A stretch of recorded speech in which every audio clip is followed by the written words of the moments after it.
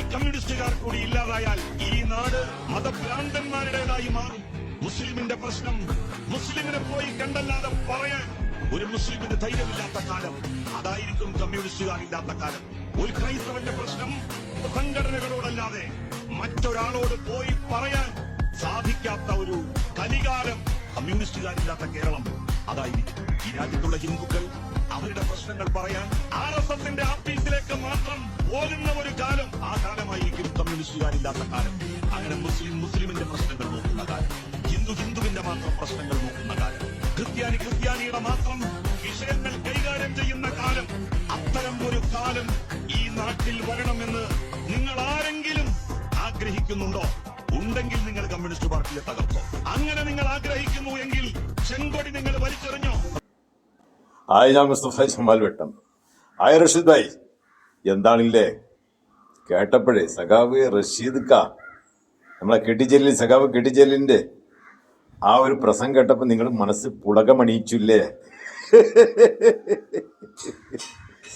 ജാഗ്രത നിങ്ങളൊക്കെ കുറച്ചൊക്കെ വിവരം ബുദ്ധിയും വിവേകമൊക്കെ ഉണ്ട് ചേച്ചി. കാരണം ഇവനെ പോലെയുള്ള ഒരു എന്താ പറയുക, ഈ ഓന്തിനെ നിരം മാറുന്ന ഇവൻ്റെയൊക്കെ വാക്ക് കേട്ടൊക്കെ ഇവൻ്റെയൊക്കെ വാക്ക് കേട്ട ആളുകളൊക്കെ ഇന്ന് നിരാശയിലാണ്. മനസ്സിലായ? ഇവൻ പോകുന്ന വഴികളൊക്കെ നിങ്ങൾക്ക് അറിയണല്ലേ. പിന്നെ എന്തിനാണ് ഈ ചങ്ങായിനെ വെറുതെ കാര്യമില്ലാതെ നിങ്ങൾ പൊക്കി നടക്കേണ്ട ആവശ്യം? വെറും വേസ്റ്റ്. കുറച്ചൊക്കെ ഒരു ഇതുണ്ടായിരുന്നു, ഒരു വെളിവും ഒക്കെ ഉണ്ടായിരുന്നു.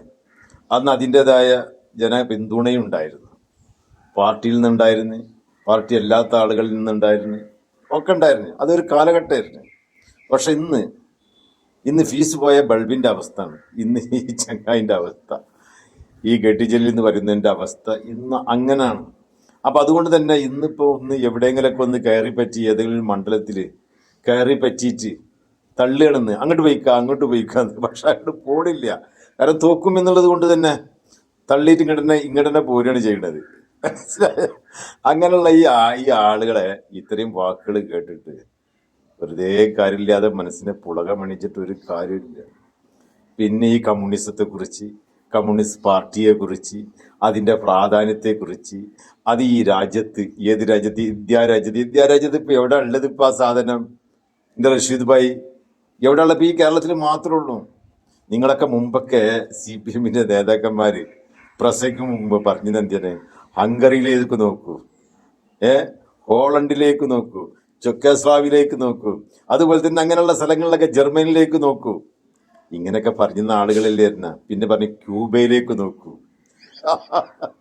അതൊക്കെ പോയി അവസാനം നിങ്ങൾ പറഞ്ഞത് എന്തായിരുന്നു? ഈ കമ്മ്യൂണിസ്റ്റ് പാർട്ടി ഉണ്ടായിരുന്നത് ഇന്ത്യയിൽ ഉണ്ടായിരുന്നു. പിന്നെ നിങ്ങൾ പറഞ്ഞു ബംഗ്ലാദേശ്, പിന്നെ ബംഗാളിലേക്ക് നോക്കുന്നു ഇന്ത്യയിൽ ഉണ്ടായിരുന്നത്. കാരണം 30-35 വർഷം അവിടെ ഭരിച്ചു നിങ്ങൾ. അവിടുത്തെ വിദ്യാഭ്യാസം ഇല്ലാത്ത ഈ ചേരിയിൽ താമസിക്കുന്ന ആളുകളെ ചൂഷണം ചെയ്ത്, ഒരു വിദ്യാഭ്യാസമില്ലാത്ത, സാമ്പത്തികമായി വളരെ പ്രയാസപ്പെടുന്ന ആളുകളായിരുന്നു അവിടെ. ഈ കൈവണ്ടി വലിച്ചും ഒക്കെ ചേരികളിൽ താമസിക്കുന്ന ആളുകളായിരുന്നു. അവരങ്ങൾ ഒരുപാട് കാലം ചൂഷണം ചെയ്തിട്ടാണ് അവസാനം അവിടുത്തെ ജനങ്ങൾക്കും ബോധം വന്ന് അങ്ങനെ നിങ്ങളെ ഒഴിവാക്കി. ഇപ്പം നിങ്ങൾ അവിടെ ഇല്ല. ത്രിപുരയിലുണ്ടായിരുന്നേ, അവിടെ പോയി BJP ഓഫീസുകളായി നിങ്ങളെ ഓഫീസുകളൊക്കെ. എന്നിട്ടാണ് ആകെ പോയി ഒരു കച്ചത്തുരുമ്പ് എന്ന് പറയുന്നത് ആകെയുള്ള ഇപ്പം കേരളത്തിലാണ്. ഈ കേരളത്തിൽ ഈ ഒരു കമ്മ്യൂണിസം വരികയാണ് വലിയ പൊലിമ വരുന്നതും വലിയ മഹത്വവൽക്കരിച്ചിട്ടും. അതൊക്കെ നിങ്ങൾ കേട്ടിട്ട് നിങ്ങളെ ഈ പുളക പണിയുമ്പോഴാണ് എനിക്ക് ചിരി വന്നത്. നിങ്ങളിപ്പോൾ ഈ കെട്ടിച്ചെല്ലിൻ്റെ ഈ കമ്മ്യൂണിസത്തെക്കുറിച്ചിട്ടുള്ള ഈ പുളകമണികളുണ്ടല്ല, കുറച്ച് കാലം മുമ്പിട്ട് ഇതേ കമ്മ്യൂണിസ്റ്റ് പാർട്ടിയെ കുറിച്ചിട്ട് ഇതേ KT ജലീൽ പറഞ്ഞത് അതും കൂടി ഒന്ന് കേട്ടിട്ടുണ്ടെങ്കിൽ മനസ്സൊരുപാട് പുളകമടിയും. അപ്പൊ അതൊന്ന് കേട്ടോളി. എന്തേ BJP അത് വളരെ ക്രൂരമായ അർത്ഥത്തിൽ ഉൾക്കൊള്ളുന്നു. ഇടതുപക്ഷ കക്ഷികളും അത് അത്ര ക്രൂരമായ അർത്ഥത്തിൽ അല്ലെങ്കിലും ഉൾക്കൊള്ളുവാൻ ശ്രമിക്കുന്നു. ഈ രണ്ട് മനോഭാവങ്ങളും മാറേണ്ടതുണ്ട്. ഇടതുപക്ഷക്കാരിപ്പോ പറയുന്നത് മുസ്ലിങ്ങൾക്ക് രക്ഷ വേണമെങ്കിൽ അവർ ഇടതുപക്ഷ കക്ഷികളിൽ ചേരണം എന്നാണ്.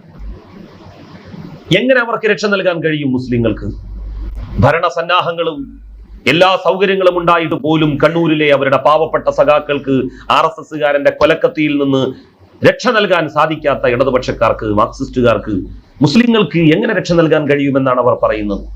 സാംസ്കാരികമായ കടന്നാക്രമണത്തെയും ഏറ്റവും കൂടുതൽ അഭിമുഖീകരിക്കുന്നത് ഇന്ത്യയിൽ മുസ്ലിങ്ങളാണ്. അത്തരം ഒരു സാഹചര്യത്തിൽ പോലും ഇടതുപക്ഷ കക്ഷികൾ അവരുടെ മുസ്ലിം ന്യൂനപക്ഷത്തോടുള്ള സമീപനത്തിൽ മാറ്റം വരുത്തുവാൻ തയ്യാറല്ല. അപ്പൊ എന്ത് പറയുന്നു റഷീദ് ഭായ്? അപ്പൊ അതാണ് പറഞ്ഞത്.